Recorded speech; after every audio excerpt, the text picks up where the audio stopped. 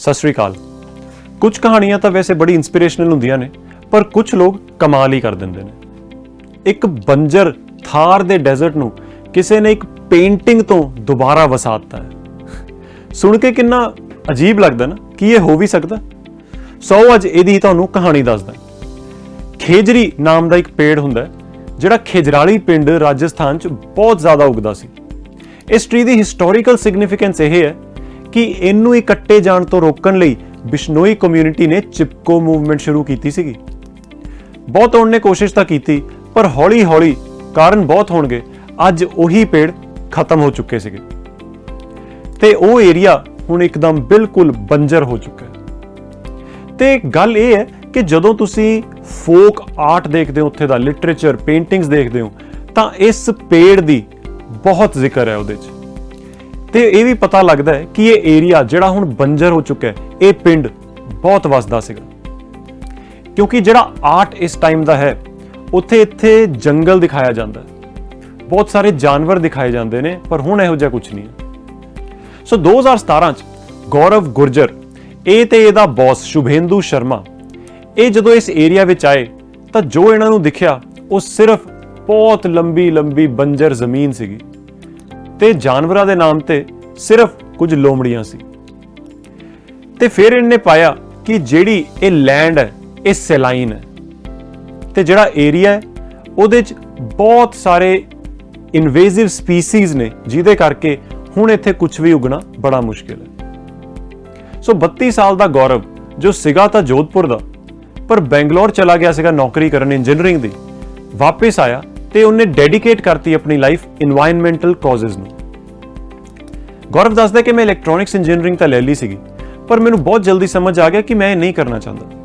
मैनूं इन्वायरमेंट नूं बचाउण दी जिहड़ी चीज़ है वो हमेशा दिमाग सीगी ते इस करके मैं यही करना सीगा। सो जिहड़े इन्हां दे बॉस ने जिन्हां दी असीं हुण गल कीती, वो एक नॉन प्रॉफिट ऑर्गेनाइजेशन लई काम करदे ने, जिहड़े इसे तरह रिस्टोर करन दा काम करदे, चाहे वो पुरानियां बिल्डिंग्स होण चाहे जमीन होवे।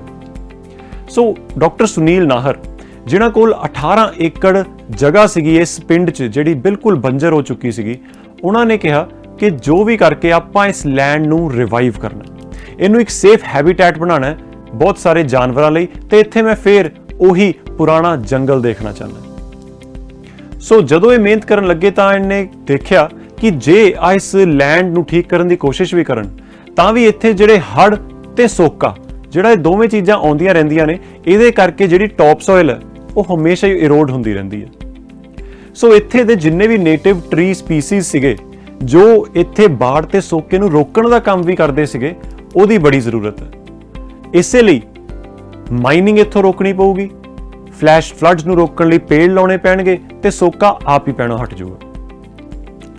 सो हुण दिक्कत ये आई कि कोई रोड मैप ही नहीं सीगा, क्योंकि इनू चाहिदा सीगा कि कोई तां चीज़ होवे जिहड़ी दस्से कि इत्थे पहलां की सीगा ते इत्थे की आ सकदा।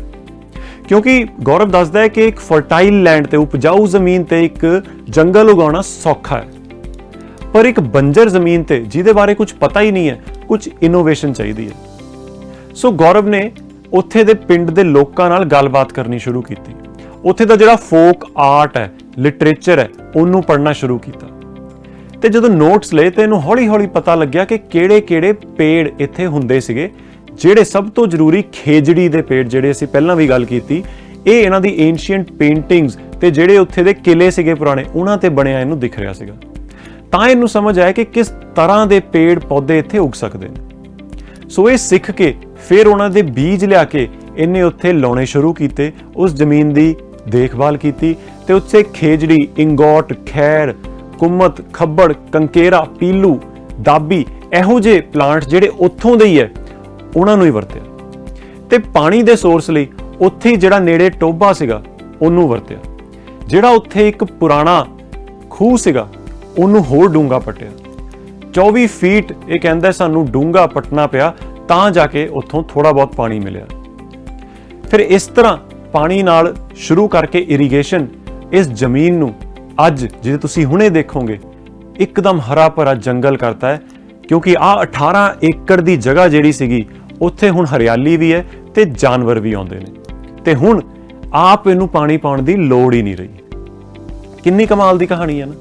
ਅਸੀਂ ਸੋਚਦੇ ਹਾਂ ਵੀ ਸਾਡੀਆਂ ਜ਼ਮੀਨਾਂ ਬੰਜਰ ਹੁੰਦੀਆਂ ਜਾ ਰਹੀਆਂ ਨੇ, ਇਹਨੂੰ ਬਚਾਉਣ ਦੀ ਲੋੜ ਹੈ। ਜੇ ਬਚਾ ਲਈਏ ਤਾਂ ਬਹੁਤ ਵਧੀਆ, ਪਰ ਸ਼ਾਇਦ ਜੇ ਜਜ਼ਬਾ ਹੋਵੇ ਤਾਂ ਉਹਨਾਂ ਬੰਜਰ ਜ਼ਮੀਨਾਂ ਤੇ ਮੁੜ ਹਰਿਆਲੀ ਲਿਆ ਸਕਦੇ ਹਾਂ। ਗੌਰਵ ਦੀ ਇਹ ਕਹਾਣੀ ਬੜੀ ਕਮਾਲ ਦੀ ਹੈ, ਕਿਉਂਕਿ ਇਹ ਸਿਰਫ ਇੱਕ ਬੰਜਰ ਜ਼ਮੀਨ ਦੀ ਨਹੀਂ, ਸਾਡੇ ਆਪਣੀ ਵੀ ਹੋ ਸਕਦੀ ਹੈ। ਅਸੀਂ ਆਪਣੇ ਆਪ ਦੇ ਵੀ ਜਿਹੜੀ ਚੀਜ਼ਾਂ ਸੋਚਦੇ ਹਾਂ ਕਿ ਅਸੀਂ ਖੋ ਸਕਦੇ ਹਾਂ, ਕਿਉਂਕਿ ਅਸੀਂ ਜਿਹੜੀ ਚੀਜ਼ਾਂ ਸੋਚਦੇ ਹਾਂ ਕਿ ਅਸੀਂ ਖੋ ਚੁੱਕੇ ਹਾਂ, ਉਹਨਾਂ ਨੂੰ ਅਸੀਂ ਮੁੜ ਵਾਪਸ ਲਿਆ ਸਕਦੇ ਹਾਂ, ਸਾਡੇ ਹੀ ਹੱਥ 'ਚ। ਸੋ ਇਹੋ ਜਿਹੀਆਂ ਪੋਜ਼ਿਟਿਵ ਜਿਹੀਆਂ ਕਹਾਣੀਆਂ ਦੇ ਲਈ ਦੇਖਦੇ ਰਹੋ ਪੰਜਾਬ ਟੁਡੇ। ਸਤਿ ਸ਼੍ਰੀ ਅਕਾਲ।